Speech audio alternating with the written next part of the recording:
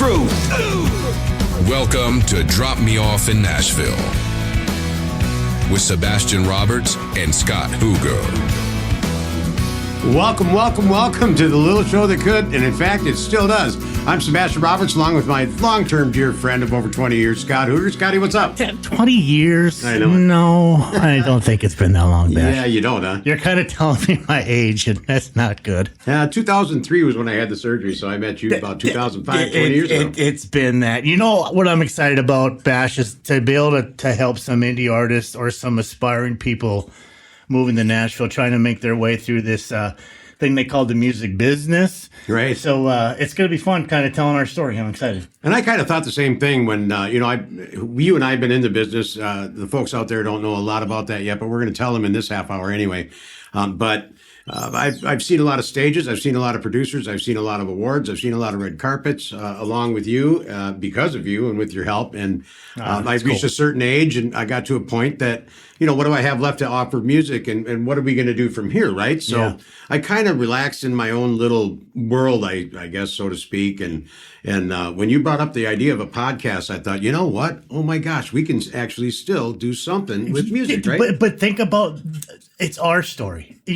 I remember it wasn't too long ago, somebody really high in the executive business told me, the one thing about the music business is everybody has their own story, and everybody is going to make their own story, and that's how you will find your path. That's how you will make your way. So some of the things that we tell you may not, go along with your story. It might not jive. It might not, but this is our story, and that's what's cool. Everybody has a different method. I found we call a lot of people. You'll hear us say circus carnies a lot because in my in our journeys through Nashville and Hollywood and Florida and just all the different places we've been all over the country. They all have their own circus carnies. They all have their own idea, right? I mean, this is how you're going to make it in the business, and just give me 45. Number one. Give me $4,500. I'll put you on top of the charts. I mean, that seems to be a magic number, and it just doesn't quite work out that way. There are certain things to know, and in this show. That's what I love about what we're doing. I think we're going to be able to give artists and listeners as well. If you're just a music fan, man, stick around. You're going to learn a lot of stuff. If you're just a fan of concerts and live groups and Nashville, what to see local, stick around. If you're in the garage trying to figure out what to do with yourself, stick around. We're going to show you. The cool thing though is that Nashville, people go, it's a country western town. It's not. It's all kinds of music. And it's a family-oriented town. You can bring your kids there, and you can have a wonderful time. They can hang out in some of the honky-tonks till 7 o'clock at night. There's great meals. A lot of these artists down there have fantastic menus that you can choose from. It's a great atmosphere. So we're excited to talk to you about Nashville, Tennessee. Yeah, Nashville's awesome. And, there's Hollywood. Hollywood was its own flavor. I spent a lot of time down there. That was incredible. What a journey that was. But let's talk about you for just a minute. So I want to give the listeners an idea of where we come from, because we didn't start off in Nashville, certainly. Both of us came from like a dead-end dirt road halfway to Canada, if you will. Scotty here is from Hibbing, down the street from Mr. Bob Dylan, wasn't it? Bob Dylan, close, one of my bestest friends, still one of my bestest friends today, lives about a rock's throw away from Bob's house where he grew up. Little square house on the corner. It was purple at one time. They changed the color now recently. But anybody who's a fan of Bob, geez, go to Hibbing, Minnesota. Go get Sammy's Pizza and run over to the Hibbing High School where I Bob still remember Sammy's Pizza. It's fantastic. And then Bob's house, they'll let you tour through there, and it's pretty cool. So how did you? Let me ask you this. Because I know what it is. I know the answer, but I want the people to know it and kind of get a bit of a background of how in the world you ended up in Nashville. So take us from, let's see, when we met. I'll go before that. When I was in Hibbing with my parents, they had this little organ at the top of the stairs. The carpet was green. That's 1970s, you guys. It's a while ago. And you go up these 22 steps, and at the top there was this little Magnum organ that my mom would play. 22 steps. I remember. Oh my! And I would sit down there and by her and I'd watch her play this organ, and I thought, that's just so beautiful. I want to learn how to do it. So I started learning how to play the organ, just on my own. figured out what chords were, figure out how to play Silent Night's first song I ever learned how to sing and play, by the way. and my dad in that process bought himself a roller rink, and we had a roller rink in the town of Hibbing, and I was on the mic just about every single day. And I fell in love with two things, entertainment, music, and being around the people. And those are the things that I knew I was going to do in my life. I just didn't know how I was going to do it. Right, right. And then, so you ended up down in my end of town up there in Anoka, Minnesota, or Bethel, I guess, Cedar. And what were you doing there? I was running a bar. No. Well, I did everything to try to get myself out of the music business. I ran a retail chain of stores. I ran a couple different restaurants. I did all kinds of things just to try to make myself believe that music wasn't where I belong. And fast forward to today, I never would have thought I'd be managing a Billboard top 13 artist in my career. But it just all starts from somewhere. And when you believe in yourself and believe in God, you can get somewhere on your own. No, there is that. I when I met Scotty, I'll tell you the story. I went into a bar in Bethel, Minnesota. And yeah. And I really thought that I was the cock of the walk. No kidding. Got my attention. I mean, I was a garage band bar singer. Really, that was it. And I walk into this bar, and I'm sitting at the bar, and like I said, I was really full of myself. And you had a black trench coat on, I remember. Yeah. Hey, I had clothes on underneath. Listen. And so Scotty had come up to me and he said, listen, I understand you're in the music business. I said, oh, yeah, no kidding. And he's, just like a jackass. And Scotty said, well, I have a couple songs. Would you record me? And I said, absolutely not. And he walked away and I felt just like a real dick.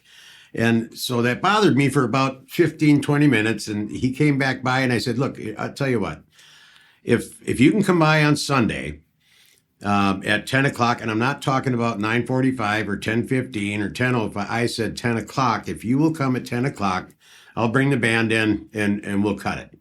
And I'll tell you what, on Sunday, my bass player and drummer showed up, and I'm looking down the dead-end dirt road with binoculars.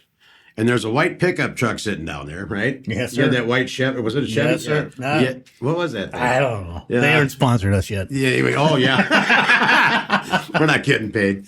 And I told my bass player, I said, OG, we called him OG Bogan. He had a marijuana problem.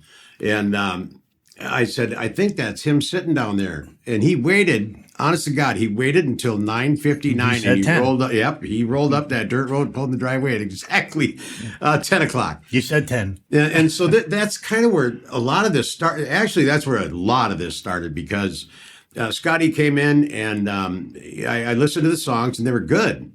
And Thanks. Scott was having a bit of an off vocal day. So I said, here, I'll tell you what, I'll cut the vocal tracks for you and learn them like karaoke and then come back and we'll lay your vocal tracks down, And I think it was a few days later. Yeah. I get a phone call and it's some cat in Jacksonville, Florida.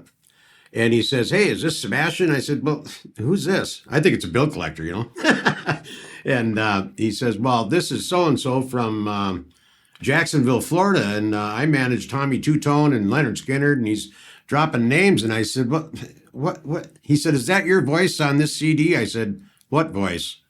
And Scotty had sent the vocal from my demo that I did for him down to Florida. And this cat calls me up and he says, listen, I want you to come down to Florida and work with Tommy Two-Tone. I said, well, for the love of God, I'm in a heavy metal band. This was really not in my wheelhouse at all. Right. And, well.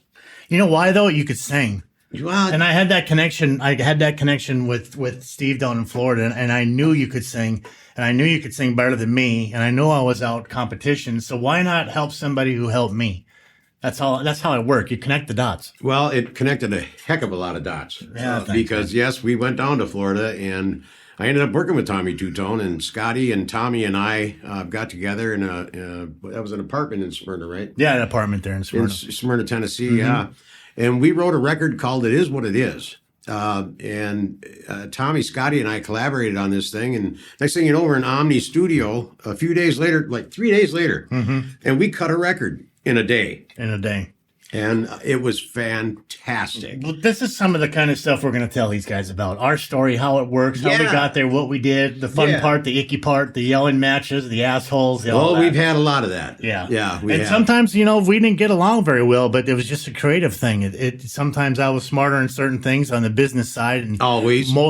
Thanks. And most times John was, he knew the artist part, and I couldn't hear it, but he did. And so it was cool. It's a really great combination. John, what happened to you? Tell me about before that. Before I met you, you were doing a bunch of stuff, and you were in Louisville, acid, cocaine. Holy moly! I did, yeah. I was a mess. I was a heavy metal singer, and as you can imagine, I'm out playing in the bars, and drugs was a thing for me. Alcohol was a really big thing for me, and it was just like banging your head against a wall. As every Friday night we get in the studio, party our butts off. Downstairs, it was at your house. You had a smoke machine and fog machine. We had lasers. Oh yeah, big drum kit. Yeah, Thumper's back there going crazy. Yeah, he was. For me, when I walked there, I went, holy moly! Yeah, what's going on here? Yeah, if you could picture this, Disneyland. He had a 27-piece Pearl drum kit, and it was a wraparound in plexiglass in my basement. And we had our own 100-amp electric service down there. We ran a full PA. So the whole band that was down there was mic'd, and it was incredible. For me, it was like I walked in and went, somebody's like, don't touch it. And I'm like, I'm going to touch it. Don't touch that drum kit. That's not mine. That's Thumper's. And the first thing I want to do is I want to play it. Even I don't know how, but I want to play it. I know. I played on that drum kit every time he was gone. Oh, my gosh. Oh, I did, yeah. He knew if I sat on his drum stool, man, he knew it. How would he not? Yeah, he knows. Now you know. Yeah. Now I know, yeah. But, yeah, so, I was, I guess, in my own comfort zone. So it was cool for me to play on Friday nights. Once in a while, we did a gig on Saturday or Friday, or Friday and Saturday, We played a few, bars up there in my neck of the woods, so to speak. And I really wasn't doing much. And then when the Tommy Two-Tone thing happened, and we're going to go way more into depth in this in upcoming episodes where... remember going from taking CDs and chucking them off the back there? That ain't going to work. That ain't going to work. That ain't going to work. Some of the best writers in Nashville. That ain't going to work. So what I was going to do with the Two-Tone thing is... I was going to keep my metal band at the house and just go find out what's going on in Jacksonville, Florida. Well, I went to Nashville after that with Scotty, and the music was so flippin' good. I ended up, now I'm playing at Tootsie's and the Stage and CMAs. Roberts. And, oh, my God, we're playing all over the place. Yeah, I got you at the CMAs. So I kind of distanced myself from the metal band. And folks, you're going to find, if you are in the music business or even not, or if you're trying... if you're one of the partiers in the basement, that part is going to end. Roughly. Yes, abruptly. Well, the thing is that it's business in Nashville, and it's all business. It is and business. there's the owners own and pay those taxes and pay for those bars lots and lots of money, and it's your job to sell beer and keep people in their seats and not go to the next bar.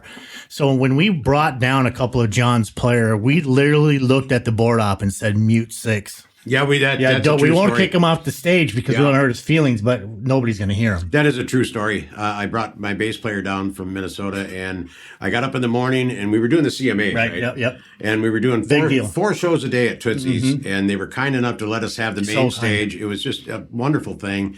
And I got up in the morning, and OG Bogan, I walked in the bathroom, and it smelled like weed. Yeah. And I said, Mark, I asked you just one day, man, can't you just not smoke pot today? And you just couldn't even do that. He goes, hey, it's going to be fine. I'm like, no, it's not fine, dude.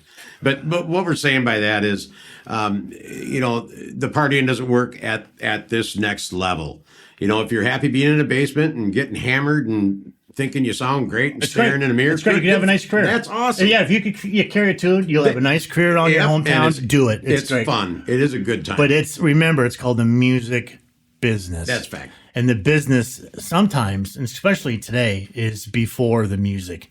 And that's something that I can't wait to get into. Yeah, I can't either. And so, so after the Two-Tone thing, I'm going to break this down pretty quick, and we'll get into it in, other episodes. But after Two-Tone, then we got some interest from other songwriters, Tommy Barnes and Rawson and Nicholson and Jeffrey Steele. And next thing you know, I have this record together that is called The Unwanted Man. It's called Unwanted Man. And it's a homage to songwriters. Yeah. I mean, you paid homage to them. Yeah, that's right. Yeah, that was my idea, was to use the best songwriters I could find. I mean, I shopped, a couple thousand songs. 2,500 songs I shopped to find the right ones that fit me and fit what my, message. To think about that for a minute. You have to lock yourself in a room. It doesn't matter if the place is on fire.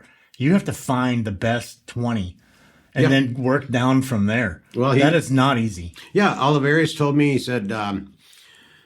he said, try to break these down to 200. And he said, then, John, what I want you to do is, break that 200 to 100, the 100 to 50, the 50 to 25, the 25 to 20. And out of the 20, I want you to find 12 that are going to be the ones you cut. And that's exactly what I did. I literally locked myself in a studio and listened to stuff all day, all night. And they're such good songs. Oh, my God. It's not karaoke. The music business is not karaoke. That's a whole nother episode. Yeah, you have to sell the song that you picked on a vocal, like a Carrie Underwood, like a Garth, like a Bob Dylan. Yeah. You sell those vocals to the people and then make money off of your vocal and off what you sold. And that's the part where the music comes in. And that's when you can separate yourself from, am I a karaoke singer or am I an artist? Right. And well, yeah. And it's a big, big difference, and it's a really cool difference because, going in the studio with Two-Tone was mind-blowing. Going in the studio with Oliverius and Lori Morgan, we'll tell you about that when we get back in just a minute. We're going to take a break. You're tuned in to Drop Me Off in Nashville with Sabastian and Scott. I think they've been dropped off at a few Nashville bars themselves. Here we go. Podcasters, it's time to level up your sound. Don't let your show get lost in the noise. You need exciting intros, powerful outros, and smooth transitions that keep your listeners hooked. That's where podcast production music comes in.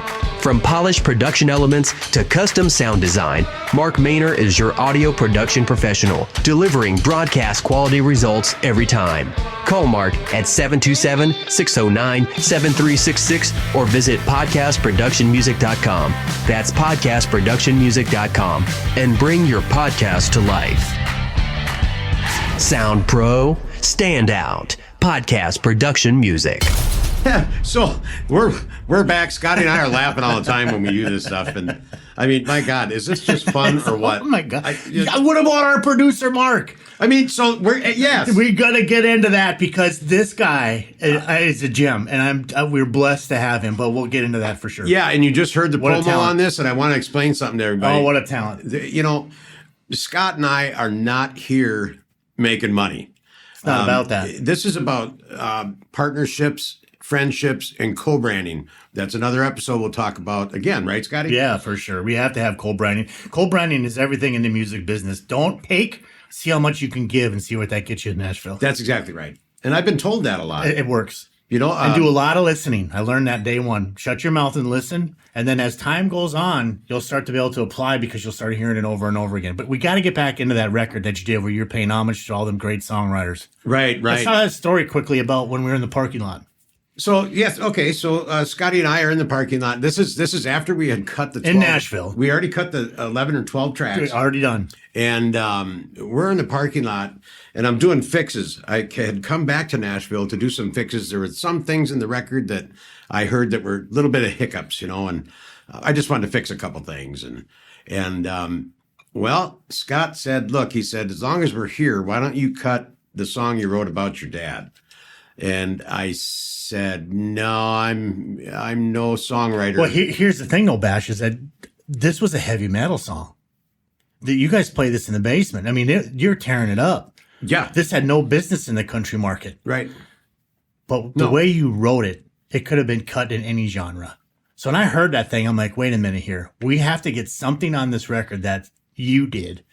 And that was by far the best track that I've ever heard. It was amazing what you wrote. So thank you very much. You guys had to convince him to put it on the record. We're sitting in a parking lot, and I'm going, John, please listen to me. If you're ever going to listen to me, and if I screw up, tell me I screwed up, but I'm right on this. You have to put, it's your biggest royalty checks for sure. Yeah. Oh yeah. Oh yeah. And I said, you have to cut this thing. I said, just please bring it over to Mark, our producer.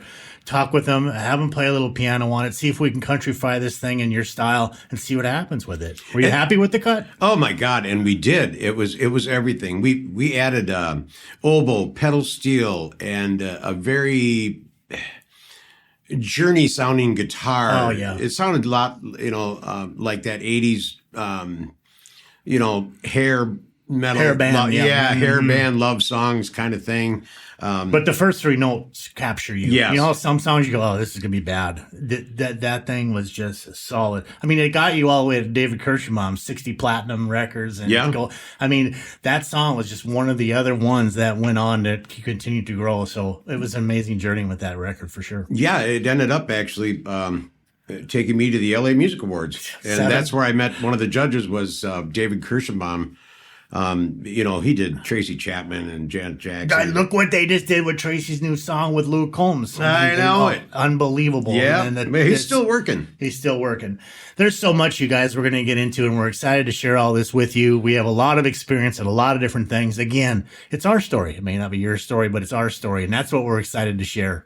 And whether you're a listener or in the garage or wanting to take next step or wondering what the next step is for you, man, pay attention, come back next week, catch the next one, and tell somebody about us. And if you have questions, they can get online, right? And drop me off. We have a whole website. Be mean, be nice, be whatever you want to be. We don't care, but just don't be in your mom's basement yelling at us because we'll delete it. Don't do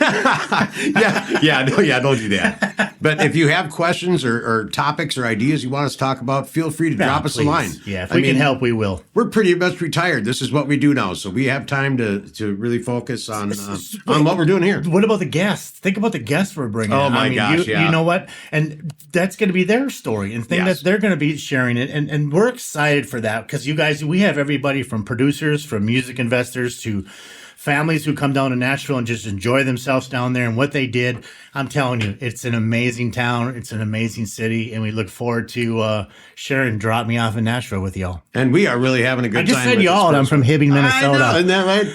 Yeah, I know. But it gets on you. It grows on you. Yes, it's like a fungus. Listen. Hey, till next week. Till next week, man. Yes, sir. Good Hats off to you. Bye. Thanks for joining Sabastian and Scott. Don't forget to like and subscribe to join the Drop Me Off in Nashville family. Engineering and production provided by Podcast Production Music. Well, Nashville, can't thank you enough for all the time. Y'all come back now. Here?